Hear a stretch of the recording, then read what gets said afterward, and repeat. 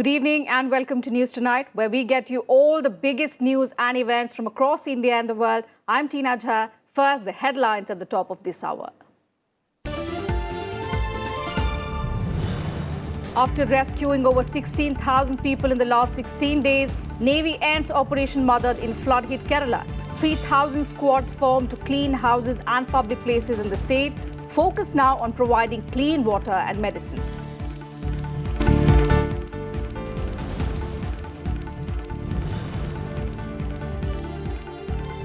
Four people lose their lives in a fire in a high-rise apartment building in Mumbai. 16 injured in the incident in Parel locality.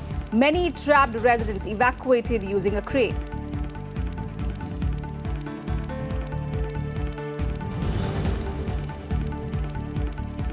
Eid ul-Azha celebrated with joy and prayers across the country. Special namaz held in masjids. President, Vice President and Prime Minister greet people.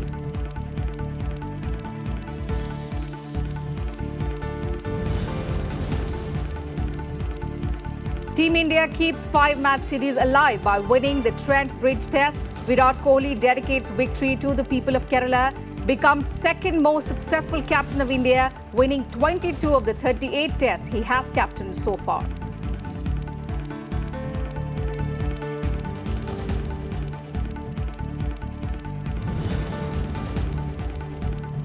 And in the 18th edition of the Asian Games, Rahi Sarnobad becomes first Indian woman to win gold in 25 meters pistol event.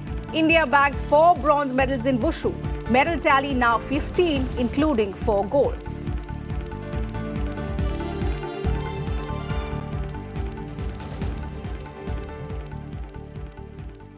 Let's begin with all the updates from flood-ravaged Kerala.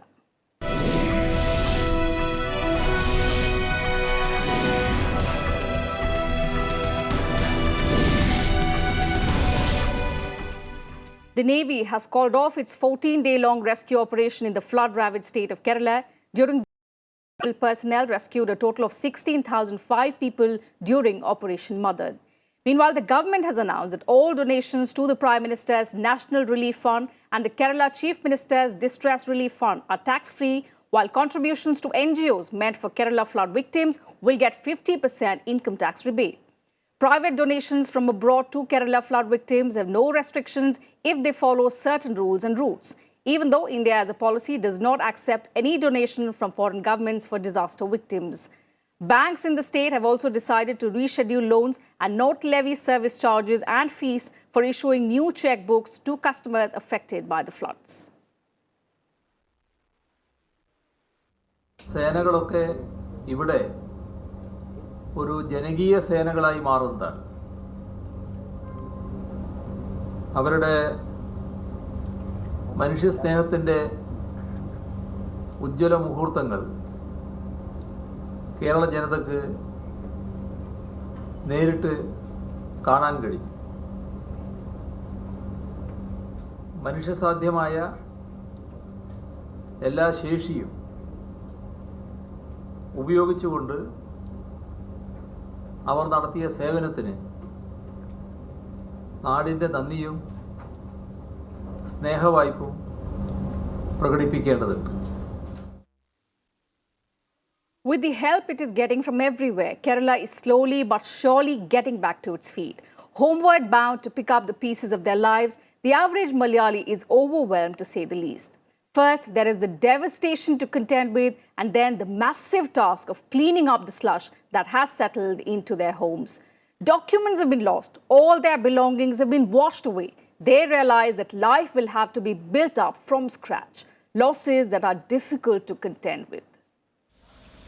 Floodwaters have receded and the focus is now on reconstruction and rehabilitation. Wells need to be cleaned up, plumbing needs to be restored, and there are electrical jobs to be done. Not only will the rebuilding be a lengthy process, but also costly, as the handymen for doing these jobs are much in demand. With several wells filled up with slush, cleaning them can cost up to 15,000 rupees each. Electrical repair work on a 3-bedroom inundated house can cost upwards of 20,000 rupees. However, several organizations are providing many services free of cost as well. ഇന്നലെയാണ് വന്നത്. ഇന്നലെ തുടങ്ങി ഞങ്ങൾ ആൾക്കാരിവിടെ ആരും കാണാനൊന്നുമില്ല. ഞങ്ങൾക്ക് ഈ 3 മക്കളെയും കൊണ്ട് താമസിക്കാൻ വേറെ ഇടമില്ലാത്തതുകൊണ്ട് ആളുകളെ വിളിച്ച് ഞങ്ങൾ ക്ലീൻ ചെയ്ത് കയറാനായിട്ട് നോക്കണേ. എല്ലാം ഇത്ര നാൾ പണിയെടുത്ത് എല്ലാം നഷ്ടപ്പെട്ടു. അന്യനാട്ടിൽ കിടന്ന് ഉണ്ടാക്കിയതെല്ലാം എല്ലാം പോയി, ഒന്നുമില്ല. ഇന്നിപ്പോൾ വന്നിട്ടുണ്ട് കുഞ്ഞിനെ വേറെ സ്ഥലത്ത് ഇപ്പോൾ ആക്കിയിട്ട് ഞങ്ങളിപ്പോൾ ഇങ്ങോട്ട് വന്നിട്ടുണ്ട്. സാധനങ്ങളൊക്കെ എടുക്കാൻ വേണ്ടി വന്നേക്കാം. എവിടെയെങ്കിലും സ്ഥലം കിട്ടിയാൽ നമുക്ക് പോകണം. വീട് കിട്ടിയിട്ടില്ല, ഒക്കെ പോയി, എല്ലാം നശിച്ചു. അൽമാരി, ഫ്രിഡ്ജ്, വാഷിംഗ് മെഷീൻ എല്ലാം നശിച്ചു, ഒന്നുമില്ല. ഇനി ചോര നീരാക്കി അധ്വാനിച്ച് കെട്ടിപ്പടുത്തതെല്ലാം തകർന്നുപോയ കാഴ്ചയാണ് പലയിടത്തുമുള്ളത്. ഇത്തരം ദുരിത കാഴ്ചകളിൽ തകർന്നു പോകരുത് എന്നാണ് ആദ്യമായും അഭ്യർത്ഥിക്കാനുള്ളത്. അവയെല്ലാം പുനർനിർമ്മിക്കാൻ നമുക്ക് സാധിക്കും. The death toll in the disaster stands at 231. This is since August 8th. It has also forced 12 lakh people into relief centers. Around 820 houses have been washed away or severely damaged that it cannot be used for any accommodation purpose in future. And partially damaged houses, the number is in thousands. The damage is caused to public properties, roadways, electricity, assets, railways is it's huge. So even though we are restoring connectivity to most part of the district, Nelliyampadi hills are still cut off. It will take huge money and huge efforts, humongous efforts to bring back to normalcy. But those unaffected by the floods are joining in relief work, pitching in with preparing food for the needy. हमारे मंदिर है, इसकी तरफ से इधर से खाना खिला रहे. फिर हमारा पंचायत की वजह से प्रेसिडेंट, वार्ड मेंबर सब लोग सामान सब लेके आ रहे हैं. हम इधर खाना बना के दूसरा कैंप में भी ले जा रहे हैं. तो इधर का लोग दूसरा जगह रेस्क्यू के लिए भी गया हुआ है. हमारे बच्चे सब लोग अब तो उन बाकी सबके घर वॉश करने के लिए, हेल्प करने के लिए भी गए हुआ है बच्चे. तो इधर से तो बहुत जगह जा रहे हैं बच्चों, खाना बना कर भी ले जा रहे हैं. बाकी इधर भी सबको हेल्प कर रहे हैं, दूसरे जगह लोगों को भी हेल्प इधर से जा रहे हैं. Meanwhile, Union Health Minister JP Nadda has said there has been no outbreak of communicable diseases in the state so far. The National Centre for Disease Control has issued health advisories to support the state in meeting with post-flood public health management challenges. NCDC teams are ready for deployment to support the state in preventing outbreak of diseases. ഇത്തരം ദൗത്യത്തിൽ ഏർപ്പെടുമ്പോൾ പലവിധത്തിലുള്ള ജലജന്യ രോഗങ്ങൾ വരാനുള്ള സാധ്യതയുണ്ട്. ഇത് കണക്കിലെടുത്തുകൊണ്ട് ഇത്തരം പ്രവർത്തനത്തിൽ ഏർപ്പെട്ടവർ അത് സംബന്ധിച്ച വൈദ്യപരിശോധനയ്ക്ക് വിധേയമാകാൻ ശ്രദ്ധിക്കണം എന്നാണ് അഭ്യർത്ഥിക്കാനുള്ളത്. The centre has also proposed the setting up of a cyclone warning centre in Thiruvananthapuram. This proposal has come in the wake of tropical cyclones and severe weather events in Kerala and Karnataka coasts. The centre is expected to come up in another month. At present, the IMD has cyclone warning centres in Chennai, Bhubaneswar, Visakhapatnam, Kolkata, Ahmedabad and Mumbai. The centre in the Kerala capital will be equipped with state-of-the-art infrastructure including forecasting tools to issue weather warnings and coastal bulletins for fishermen, etc. Bureau Report, Rajya Sabha TV. With waters receding, Kerala is battling with another mammoth crisis, cleaning the houses that were submerged in the floodwaters to make them livable. Rajya Sabha TV team went to one of the worst affected areas in Chenganur to see how the people are helping each other in cleaning their houses. We are in Pandanar area of Chenganur. This is one of the worst affected areas of this city, that is called Chenganur. You know that we are seeing a house. You can see all the belongings of the household. You know, see, these are the things, these are the normal household things that has been thrown out in the process of cleaning. And who is helping the cleaning is also an interesting story. You can see these young people standing here and they are helping the neighborhood in cleaning process.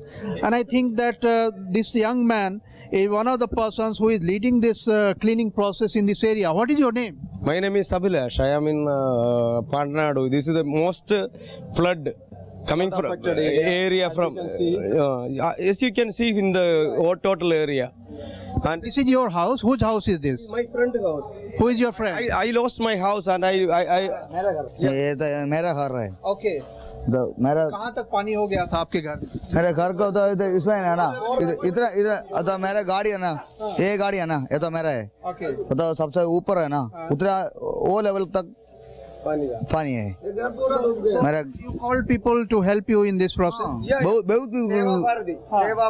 हम लोग को save कर रहे हैं ना सेवा Bharti coordinating with each other. So how are you helping them in cleaning this? In cleaning, all of you are friends, and the Seva Bharati is helping us to clean all the houses for the renovation work. And as you can see, the flooded area is mostly up, and the rescue operation has been carried out. Go in one house and see that how they are cleaning this house, because cleaning is becoming one of the most important things after the flood water have receded. And you can see, is there any snake inside? Nothing. I cleared everything, but in my house there are a lot of snakes there. What you call all the insects were there. So- and we hired one pump. We started cleaning from one house to another. Oh, you are using the pump. Yes. Can you show the? We have a well behind us. There's a water well behind us. Okay. We are using that water to clean the entire house. Okay. So now everything one by one house we are clearing it. Okay. The neighboring house, the next house to this door belongs to me. Okay, see, things are like this. All some of the belongings are also thrown out here in the backyard. So it is interesting human story that once flood water is receding, people are going house to house and helping in cleaning process, voluntary work. Very interesting and very touching. Akhilesh Soman for Rajya Sabha Television with camera person Sudhanshu and assistant Abhishek in flood affected areas of Chenganur. Moving on, Prime Minister Narendra Modi will visit Gujarat for a day on Thursday. Arriving in the morning, the Prime Minister will address a public meeting near Valsad town, where he will attend the collective e-Grih Pravesh of beneficiaries of the Pradhan Mantri Awas Yojana via video conferencing. Over 1 lakh houses have been built under the centre's flagship scheme in the state. Prime Minister Modi will also perform the groundbreaking ceremony of a water supply project from the same venue.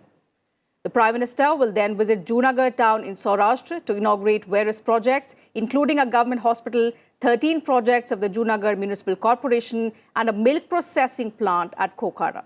Prime Minister Modi will also preside over the convocation ceremony of the Gujarat Forensic Science University in Gandhinagar.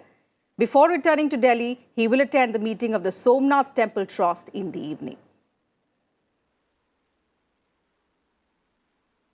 Prime Minister Narendra Modi, External Affairs Minister Sushma Swaraj and BJP President Amit Shah handed over urns containing ashes of Atal Bihari Vajpayee to BJP presidents of all states and union territories.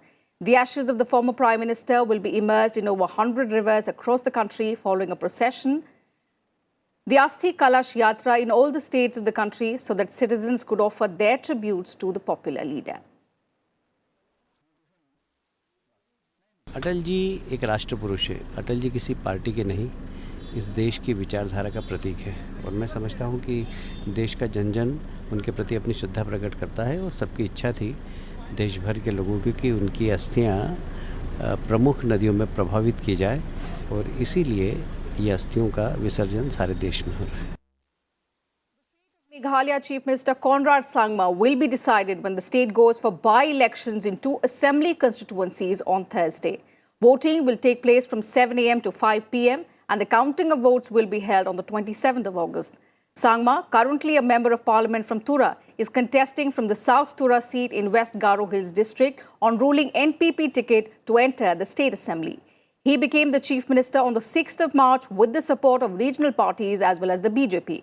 Sangma is pitted against Congress's Charlotte W. Momin and independents John Leslie K. Sangma and Chris Kabule Sangma. According to an election official, South Tura constituency has over 30,000 voters in 36 polling stations. Security has been tightened for the by-polls in the state.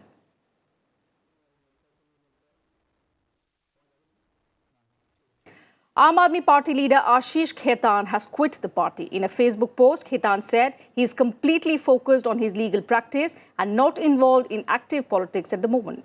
Khetan had reportedly sent his resignation to AAP chief Arvind Kejriwal on the 15th of August, the day journalist turned politician Ashutosh had resigned from the party, citing personal reasons. Both resignations are yet to be accepted by Kejriwal. Khetan, an investigative journalist, had been working with Kejriwal since 2013 and unsuccessfully contested the Lok Sabha elections from the New Delhi constituency in 2014. The International Court of Justice will hear the case of Kulbhushan Jadhav in February, according to Pakistani media. Reports claim the International Court of Justice will hear the case daily for a week in February. 47-year-old Jadhav was sentenced to death by a Pakistani military court on spying charges last April. India has denied the charges and moved the International Court of Justice last May, challenging the verdict of the Pakistan court. The ICJ halted Jadhav's execution on India's appeal, pending its final verdict.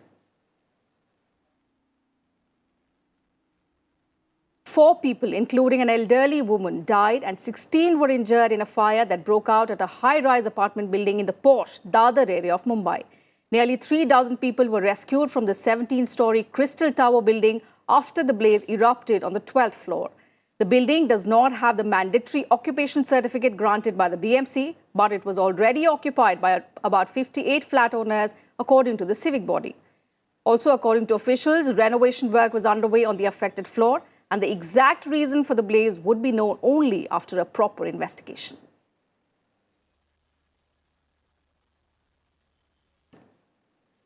And news now from cricket. The Indian men's team produced a fantastic collective performance to outclass England by 203 runs in the third test against England.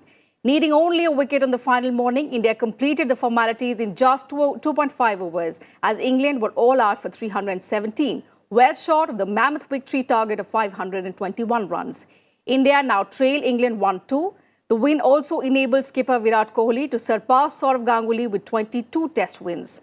Kohli is now 5 short of Mahendra Singh Dhoni's 27 wins. Virat Kohli dedicated the team's win to the victims of the devastating Kerala floods.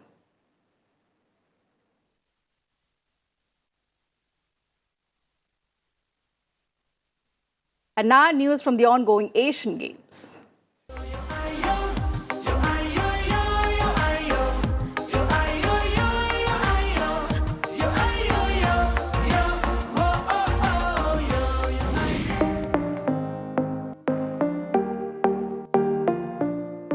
Rahi Sarnobal became the first Indian female shooter to win a gold medal at the Asian Games. She claimed the gold in the women's 25 meters air pistol final.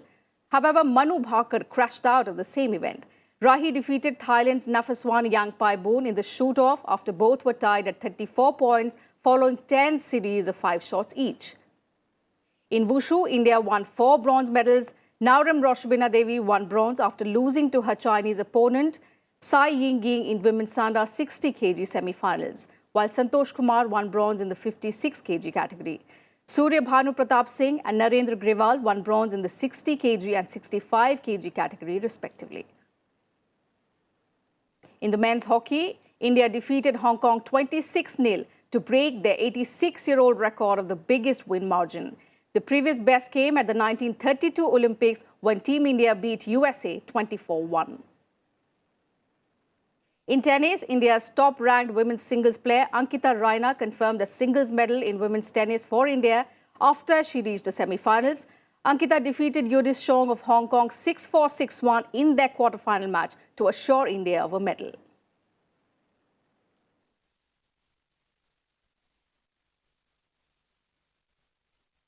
And for more on the story, we're being joined by Vijay Lokpali, Deputy Editor, Sports, The Hindu. A very good evening, sir, and thank you for joining us on News Tonight. How do you think has India's performance been so far at the Asian Games, and do you think our athletes will be able to better the medal tally of 2014?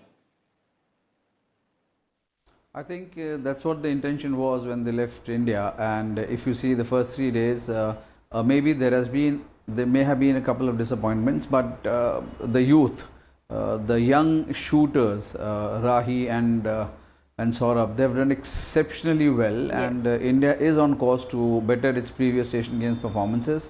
And I think you have to give credit to the fact that the preparation part for the Asian Games was superb, and it is now showing in the results.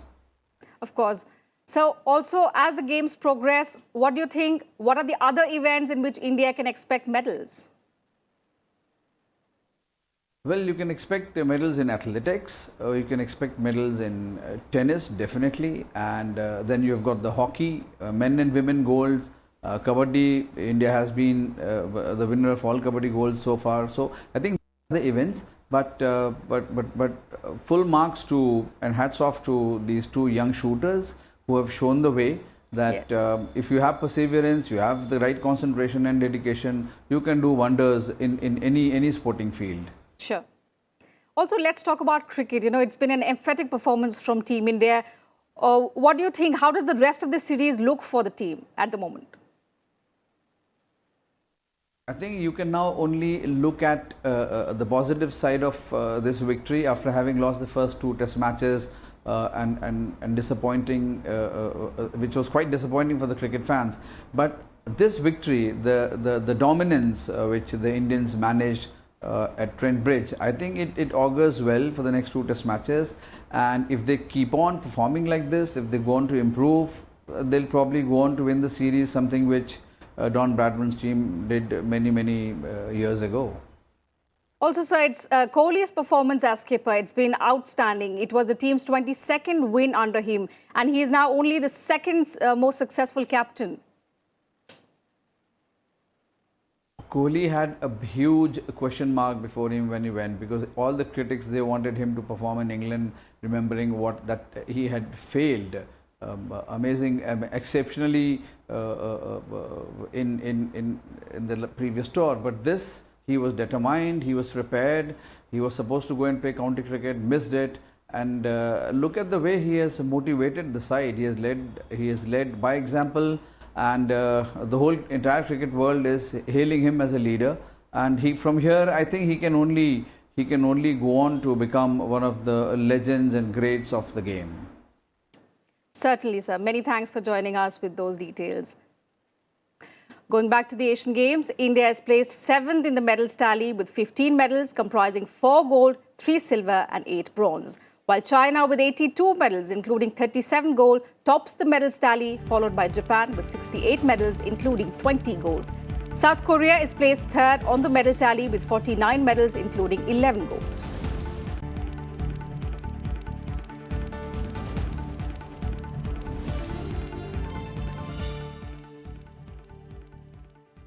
On the occasion of Eid al-Zuha, President, Vice President and Prime Minister have extended their best wishes.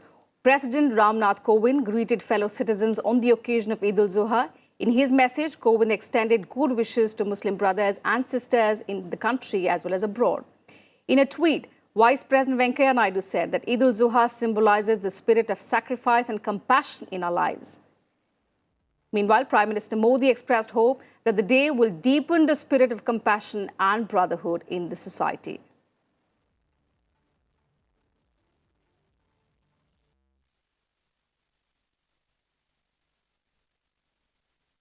People across the world are celebrating the annual festival of Eid al-Adha. Let's have a look at the celebrations worldwide.